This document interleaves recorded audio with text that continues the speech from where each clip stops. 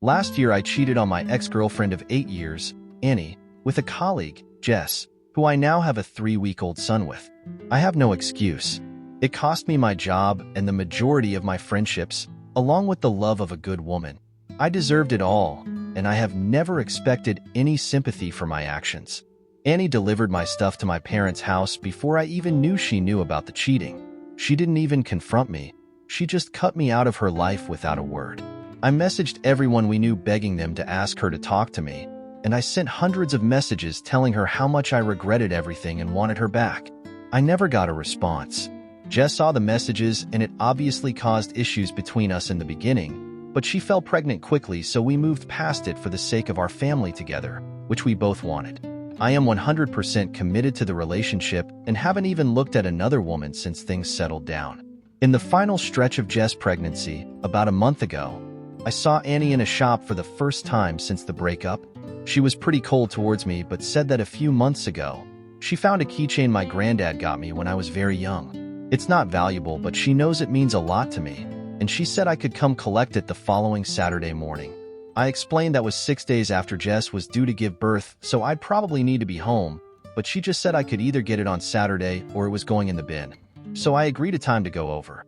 My son was born a few days late, but he's perfectly healthy and wonderful, so he was less than 24 hours old on the Saturday I needed to collect the keychain.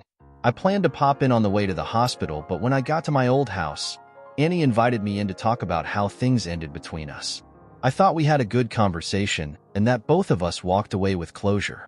She let me apologize for the way I treated her, wished me the best with my new family, and hugged me as I left. I admit I held on tightly for the hug, but it was purely because of the relief, not lingering feelings. I spent less than an hour at her house, then headed to the hospital. I didn't tell Jess about any of this because I know she still feels insecure about Annie, and I didn't want to add fuel to that. When I arrived at the hospital after seeing Annie, Jess had revoked my access, and the ward manager wouldn't tell me why. I ended up being removed by a security guard because I was denied seeing my son for the second time ever and didn't respond well to being blindsided. I tried calling Jess and her mom over and over, and the only response I got was a screen recording of a message from Annie. It was doorbell footage of me walking through the door at 9:30, then back out just after 10:15, and the hug is only partly caught, so it does look like we could have been kissing.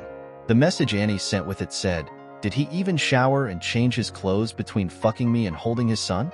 Congratulations on being stuck with him for the next 18 years. I hope it's everything you dreamed of." No one believes this is a setup at all. It's something I would never have expected from Annie, and no one else would either. So they're completely rejecting the idea that this is a lie. I sent her a message asking why she did this, assuming I'd still be blocked. Her response was that she wasn't going to let me play innocent, and that I may have deleted all of our messages over the past few months, but she hasn't.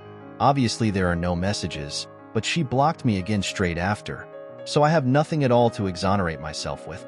She waited in silence for almost a year, then took the most cruel and vindictive revenge she possibly could. I have met my son once, minutes after he was born, and now Jess is refusing any contact with me and won't let me see him. Court will take months, and my heart hurts every minute of every day. I know what I did to Annie was horrible, but I don't deserve this. I have no one to talk to about it because not even my own mother believes me. Her only question was why I ruined my life with a baby when Annie was willing to reconcile, and that's about the most supportive thing she said to me since I was dumped. The few friends who stuck with me are assuming the worst too, and it's killing me that not a single person I know sees this for what it is. Everything is ruined. Top 3 comments. 1. Of course Jess believes her due to that she and you are both cheaters, and she accidentally got pregnant right after you being dumped by your 8-year GF. Jess wanted to make sure you didn't go back with Annie. I'm sure Jess is looking at and saying how I got him is how I lost him. Don't worry, Jess will come back as she was good hooking up with a taken guy and doesn't want to pay for everything. 2. The fact that you withheld the information because of what you perceived as her insecurities was really your insecurities with a painful truth you kept from your wife. Had you been honest about why you were going in the first place and had someone go with you, she may have been mad, but she'd have no reason to be insecure about Annie. You walked into a trap of your own creation. Sorry, honesty is best policy. 3.